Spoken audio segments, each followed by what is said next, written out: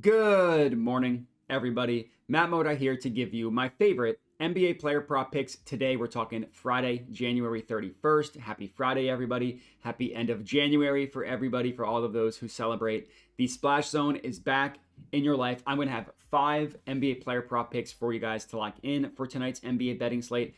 4 of which are, of course, are plus money bangers because that is how we do things here. But before we can get into that, let's look at how we did yesterday, which was a pretty good day. We went 3-1 on our plays yesterday, up 3.02 units. Couple juicy plays that cashed, most notably the Darius Garland 25 plus points was plus 180.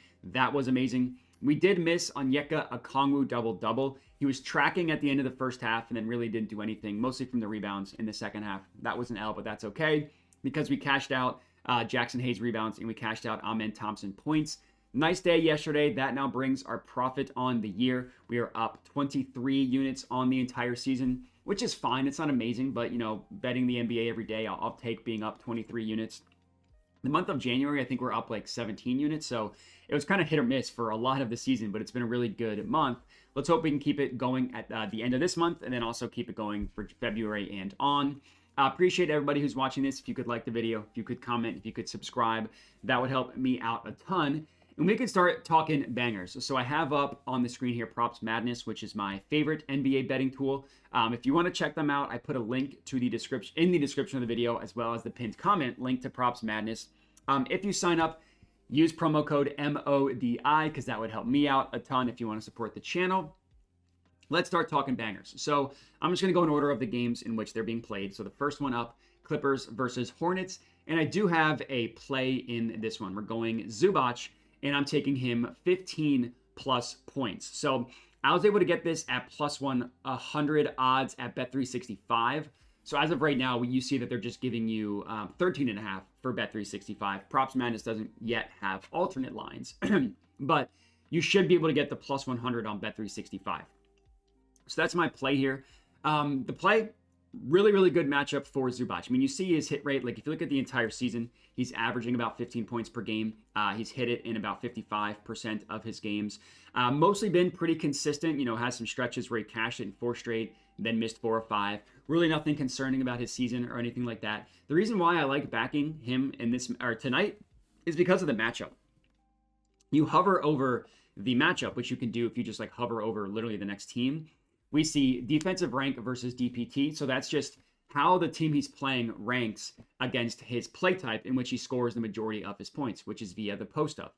As you can see, the Hornets give up the 5th most points per game via post-ups in the entire NBA. That's how he scores about 25, not about, that's how he scores 25% of his points.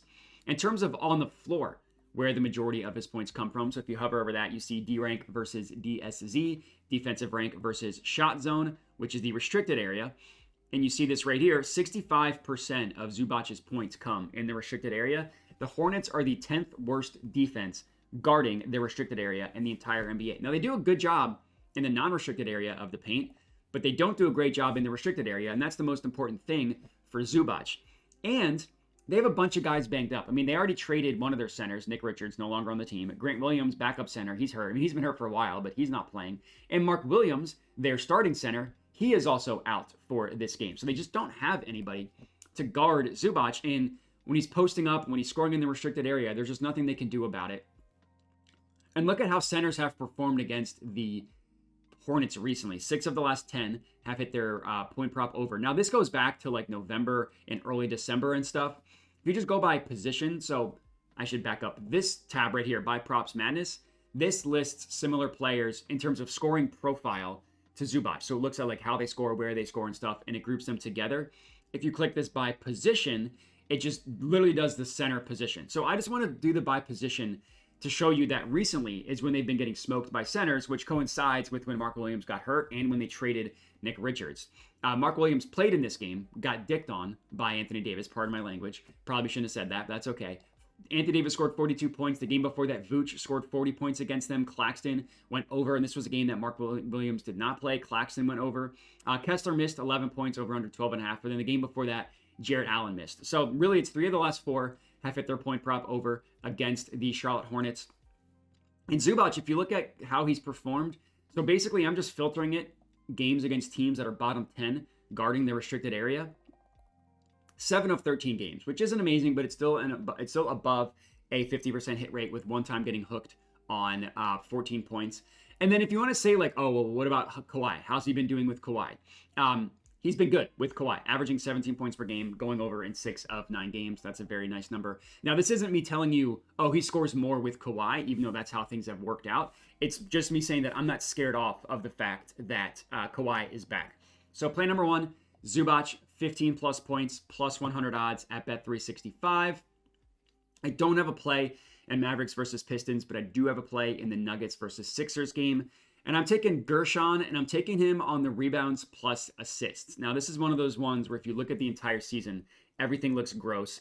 But with the Sixers, and specifically with Gershon, nothing matters until you look at games without Joel Embiid and without Andre Drummond, who are both out for this game. As you can see, that hit rate turns into 69, another very nice number, 69%.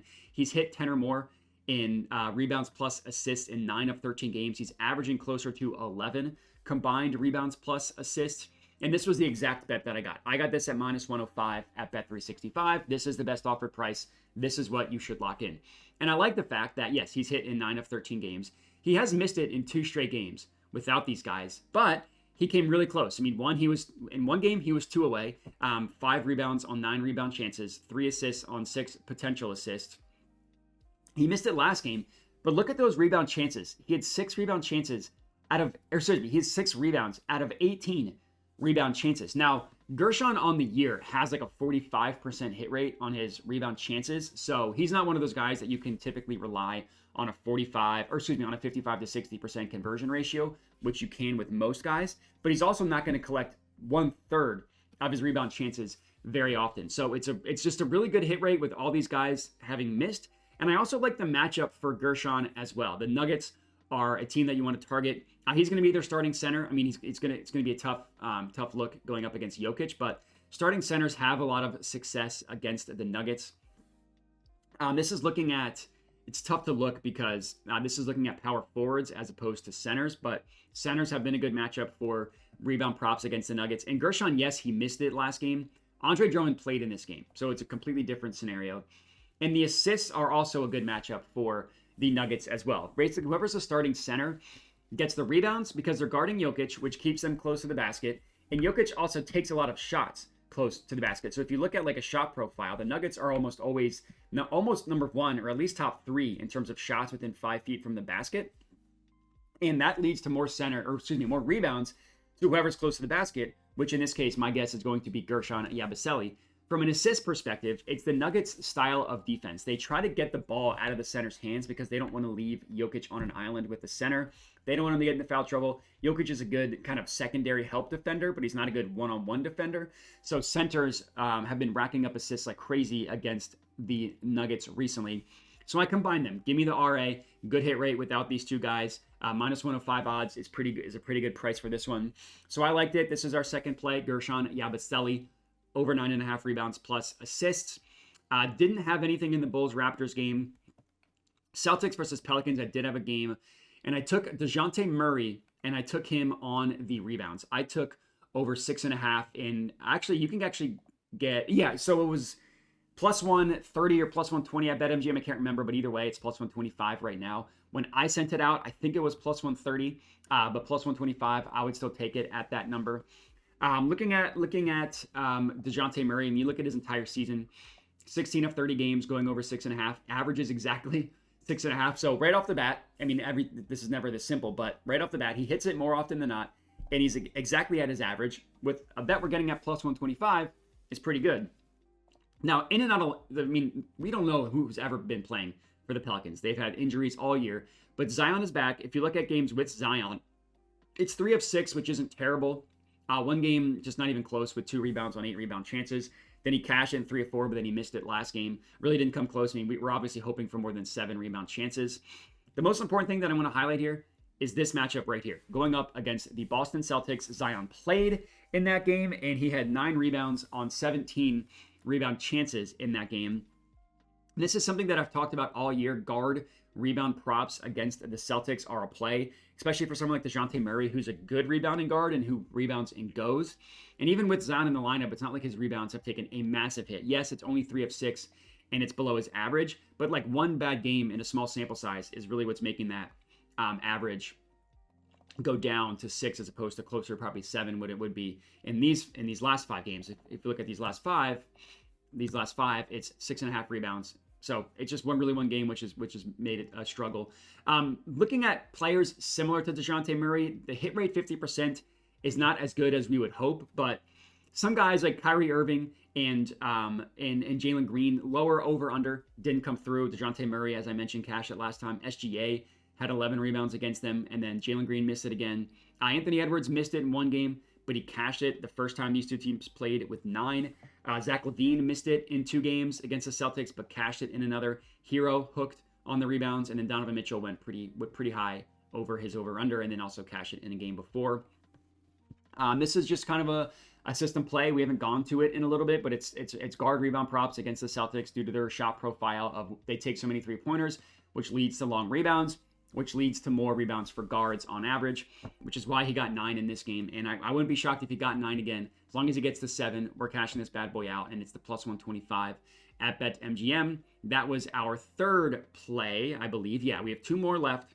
Next up, we're going to the Bucks-Spurs game, and I'm taking Damian Lillard, and I'm taking him on the assists, and this is the exact bet that I have. Damian Lillard over 7.5 assists, plus 120 odds at DraftKings. This is the exact bet that I locked in.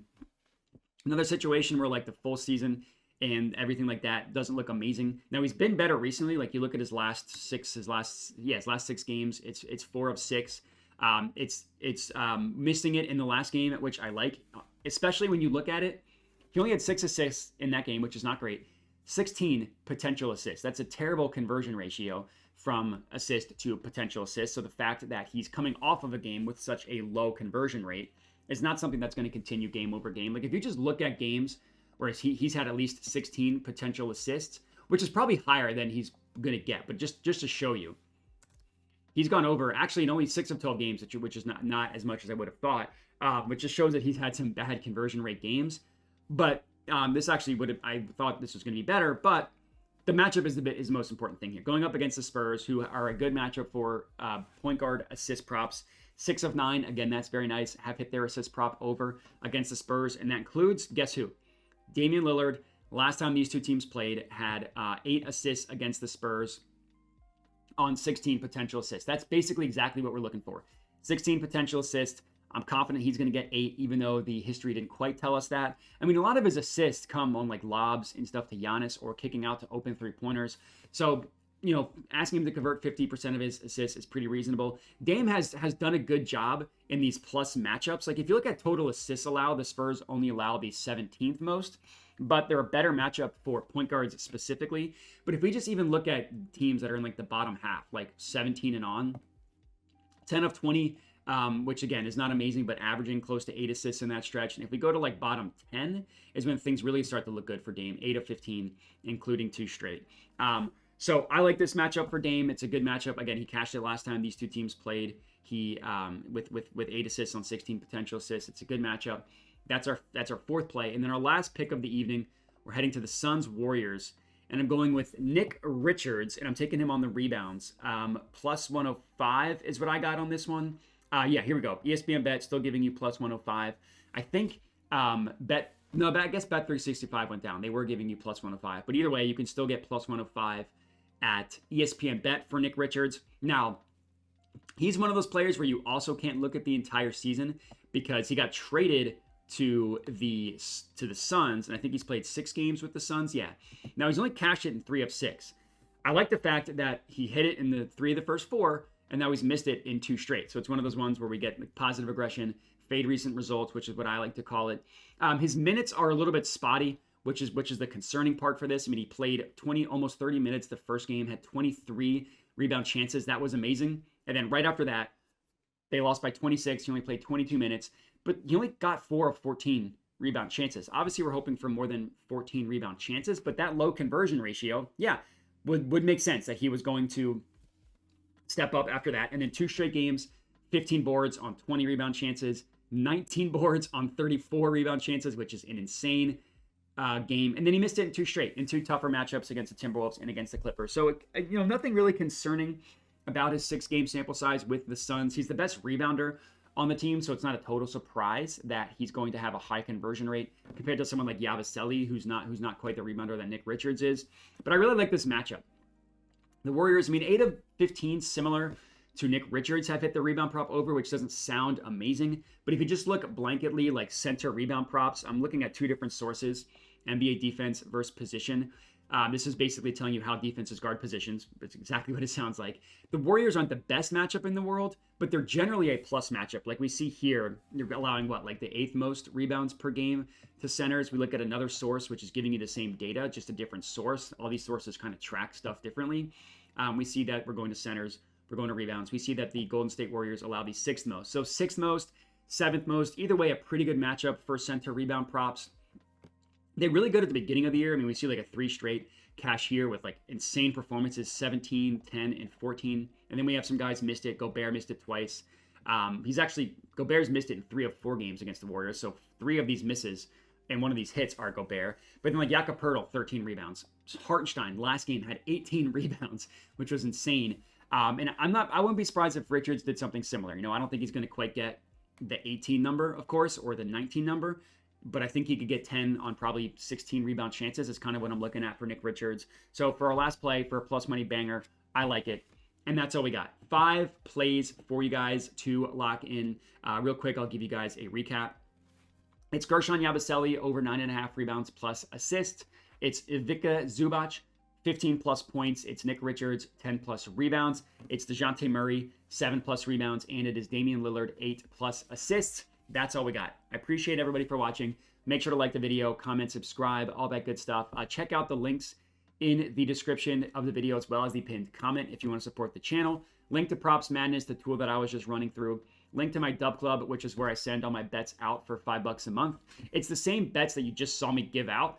I just send them early. So if you want to lock stuff in before the odds change, or you just don't always want to watch the YouTube videos, the Dub Club is for you. Again, $5 a month if you're interested. But that's all we got. Appreciate everybody for watching. Make sure to bet responsibly and have a good one.